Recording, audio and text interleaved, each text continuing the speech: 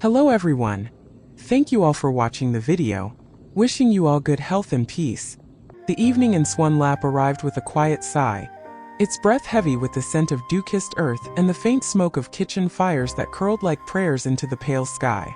Tieu Nuong, a 16-year-old girl with eyes that held the depth of a moonless night, stood in the courtyard of the mistress's house, her hands clutching a bundle of new clothes, their fabric soft against her calloused fingers, their colors a burst of joy against the muted tones of her faded green shirt.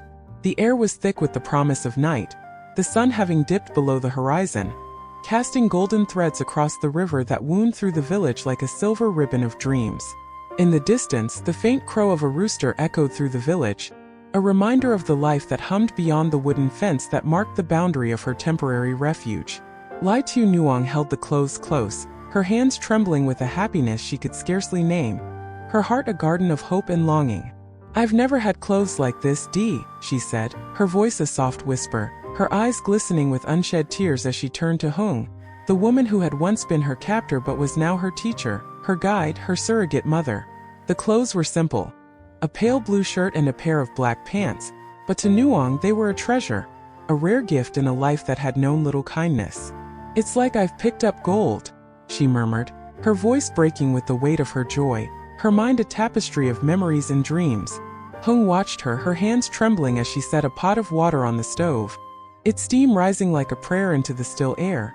It sent a promise of dinner, of care. "It's nothing, child," she said, her voice a soft lullaby, her eyes soft with the guilt that had taken root in her heart like a stubborn weed. She thought of the years she had kept Nuong bound by her uncle's debt, the endless labor, the hunger, the constant fear of her wrath. But she also thought of the girl before her, her eyes bright with a happiness that felt foreign, unfamiliar, like a new dawn in the village. "You've worked so hard, but you don't have a change of clothes," she said, her voice breaking with the weight of her guilt, her heart heavy with the weight of her realization. "I should have taken you to the district market sooner. Poor thing, you deserve so much more." Nuong shook her head, her hands trembling as she held the clothes tighter, her heart a tangle of gratitude and longing. "My boyfriend bought me a set once," she said, her voice a soft lament, her eyes glistening with unshed tears. "When he returned home, I couldn't carry them in time, so I don't have any clothes to wear now." She thought of Chung, the carpenter whose smile had been a lantern in the gloom of her days, whose promise had been a vine that wrapped around her heart, holding her steady in the storm of her reality. She thought of the way he had looked at her, his eyes crinkling like the ripples on the river, his voice a melody that warmed her soul. "I'll build you a roof that keeps out the rain," he had said, a promise that was now a distant star, twinkling faintly in the storm of her suffering, a beacon she clung to in the darkness of her days. "Go take a shower and change, child," Chung said, her hands gentle as she gestured to the bathroom, her voice a soft plea. "After dinner, I'll teach you your lesson." Nuong nodded, her hands trembling as she made her way to the bathroom, her heart heavy with the weight of her reality, her mind consumed by thoughts of her brother, Chung, who she hadn't seen in months. "I miss him so much, she had said earlier that day, her voice breaking with the weight of her longing, her eyes glistening with unshed tears. "I don't know if he's eating enough, sleeping regularly. I told him to buy new clothes, but he's been wearing the same loose ones for so long." Chung had nodded, her hands trembling as she handed Nuong a cup of water, its coolness a balm against the heat of her worry. "You can call him to buy clothes anytime, my dear," she had said, her voice a soft lullaby, her heart heavy with the weight of her guilt. "I'm about to get rid of all my debts for you. You don't have to live so hard anymore." Nuong had felt a pang of surprise, sharp and unexpected, a flower blooming in the barren field of her despair. She thought of the vegetable garden she had tried to tend, its soil unyielding, its plants withering under the sun's harsh gaze. "The vegetable garden isn't a good idea, she had said, her voice a soft lament, her eyes fixed on the horizon where the river met the sky. "I want to go abroad for a while. I'll plant new vegetables when I come back." Chung had sighed, her hands trembling as she turned to the stove, her heart heavy with the weight of her reality. "Try your best, child," she had said, her voice a soft plea, her eyes glistening with unshed tears. "I'll help you. I don't want you to suffer anymore." Nuong had nodded, her heart a tangle of hope and fear, her mind consumed by thoughts of her brother, of Chung, of the life she dreamed of, A life where the rain would not seep through the roof, where the river would sing of freedom, not sorrow. Meanwhile, in a small cafe by the river, Chung sat at a table, his hands stained with the dust of the road, his eyes searching the horizon like a fisherman seeking the shore. The air was heavy with the scent of coffee, the faint hum of conversation drifting through the cafe like a soft lullaby, its rhythm a contrast to the storm of his thoughts.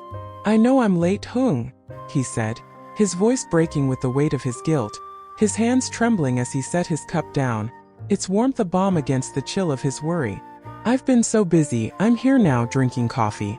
Are you free to come over?" Hung smiled, her hands trembling as she sat across from him, her eyes soft with a warmth that felt foreign, unfamiliar, like a new dawn in the village. "You look so pretty today," Chung said, his voice a soft whisper, his eyes fixed on her kind face, her hair a cascade of silk against the pale blue of her dress. "How are your injuries? Are you feeling better?" Hung nodded, her hands trembling as she sipped her cocoa, its sweetness a contrast to the bitterness of her thoughts. "I'm feeling much better," she said, her voice a soft lullaby, her heart heavy with the weight of her gratitude. "It's just a skin wound. I'm so embarrassed. I was walking so carelessly that day." Chung shook his head, his hands trembling as he leaned forward, his heart a tangle of guilt and longing. "I'm sorry about yesterday," he said, his voice a soft plea, his eyes glistening with unshed tears. "I'm too shy to say it, but I wanted to ask you out today, no matter what, my work is done." Hung smiled, her hands trembling as she set her cup down, her heart heavy with the weight of her surprise. "It's okay," she said, her voice a soft whisper, her eyes soft with a warmth that felt foreign, unfamiliar, like a new star in the village sky. "There's no need to think too much. Let's just be friends for now and see where it goes."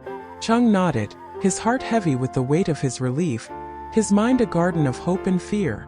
He thought of Nuong, of the way her laughter had been a melody, of the way her eyes had held the dawn, of the way her presence had been a bridge to a world where love was not a dream but a reality. "I miss her so much," he had said earlier that day, his voice breaking with the weight of his longing, his hands trembling as he spoke to a colleague at the factory. "I'm running low on supplies, 1,000 tons of cement, 1,000 blocks of sand, but I can't stop thinking about her. I heard she might be with Chung. I don't know where she is." Hung listened, her hands trembling as she sipped her cocoa, her heart heavy with the weight of her realization. She thought of the girl in her house, of the way Nuong had spoken of Chung, of the longing in her eyes, the fear in her voice. "Do you have any plans to get married?" she asked, her voice a soft whisper, her eyes fixed on Chung's troubled face, his brow furrowed with the weight of his worry. Chung shook his head, his hands trembling as he set his cup down, his heart a tangle of longing and despair. "Not yet," he said, his voice a soft lament, his eyes glistening with unshed tears. "My company just went bankrupt. I've applied for a new job, but I'm just starting over. Starting a family is still far away." Hung nodded, her hands trembling as she leaned forward, her heart heavy with the weight of her thoughts. "I'm just focusing on running my shop right now," she said, her voice a soft lullaby, her eyes soft with a warmth that felt foreign, unfamiliar, like a new dawn in the village. "But I have to admit, I've had an impression of you since the day we met. It's like love at first sight." Chung smiled, his hands trembling as he sipped his coffee, his heart a tangle of surprise and warmth.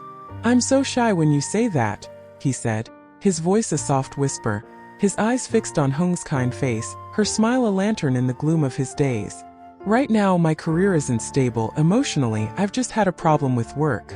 For now let's just be friends and see where it takes us."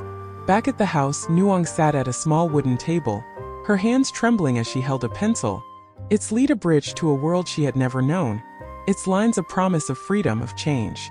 "Come here, child," Hung had said earlier that evening, her voice a soft lullaby, her hands gentle as she set a lamp on the table, its light a beacon in the darkness of the room. "To read and write, you must learn these 29 letters. They're the key to everything." Nuong had nodded, her hands trembling as she pointed to each letter, her voice a soft whisper as she read them aloud, her heart a tangle of hope and fear. "That's right, child," Hung said, her hands trembling as she pointed to the letter. Its shape a gateway to a world she longed to explore. "The letter A and A are different. This one has an inverted caret, like a hat on its head." Nuong nodded, her hands trembling as she traced the letter with her finger, her heart heavy with the weight of her effort, her mind a garden of hope and determination. "I remember," she said, her voice a soft whisper, her eyes glistening with unshed tears. "And this one, they're almost the same, but this one has a carrot like wearing a hat, right?" Hung smiled, her hands trembling as she patted Nuong's arm, her heart heavy with the weight of her pride. "You're so good, child," she said, her voice a soft lullaby, her eyes soft with a warmth that felt foreign, unfamiliar, like a new dawn in the village. "You've memorized so many letters already. Starting tomorrow you'll practice writing, combining sounds and rhymes, reading out loud. Soon, you'll be able to text your brother." Nuong nodded, her hands trembling as she set the pencil down, her heart a tangle of hope and longing, her mind consumed by thoughts of Chung, of the life she dreamed of. A life where the rain would not seep through the roof, where the river would sing of freedom, not sorrow. Would Chung find her, his flame piercing the storm of her suffering? Or would his new friendship with Hung lead him down a different path, leaving Nuong to face her future alone? Would Tieu Nuong find the strength to trust Hung's change of heart, to take the freedom she offered, to build a new life with the skills she was learning, the clothes she now wore, the hope that now bloomed in her heart? The river offered no answers, only its mournful song, and the moon rose high in the sky, casting silver threads across the village, a whisper of a dawn that might yet come. For now Tieu Nuong had the clothes, the letters, and the memory of a man whose love was her light, a flame that flickered in the storm, a promise that whispered of freedom, a hope that refused to die.